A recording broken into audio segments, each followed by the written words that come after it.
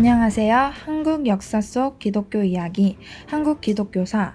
오늘은 한국 교회를 탄압한 일제감정기를 살펴보겠습니다.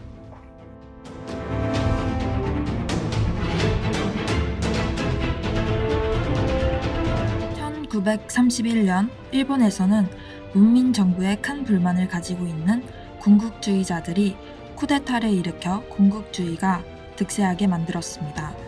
이를 계기로 일본은 군국주의 시대가 펼쳐졌습니다. 군국주의가 된 일본은 1937년 7월 중국 본토를 시작으로 침략 전쟁을 하기 시작했습니다.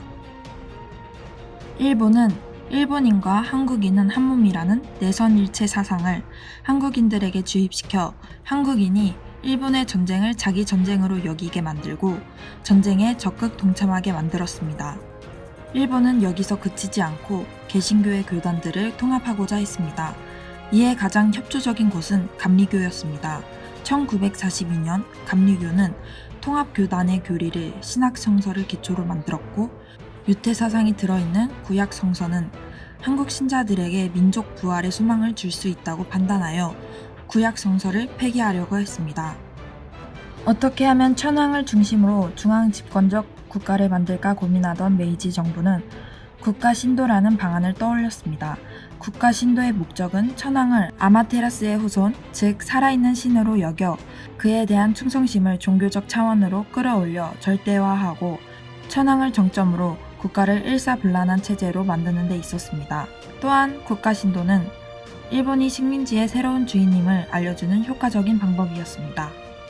일본의 국수주의자들은 신사참배를 통해 한국인을 국가신도, 즉 일본인으로 만들려 했습니다.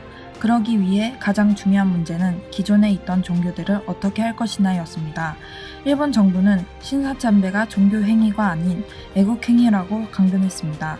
이에 기독교는 진보적인 성향을 띠는 교단일수록 수용하는 모습을 보였고 보수적인 성향을 띠는 교단일수록 그것을 배교행위로 여겼습니다.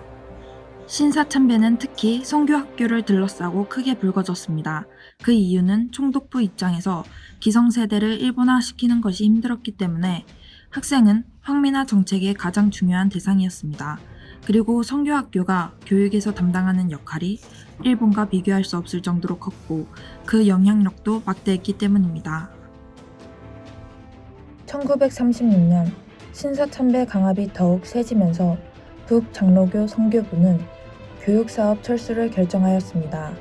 광주에서는 성교학교 폐쇄를 항의하는 시위가 벌어졌습니다.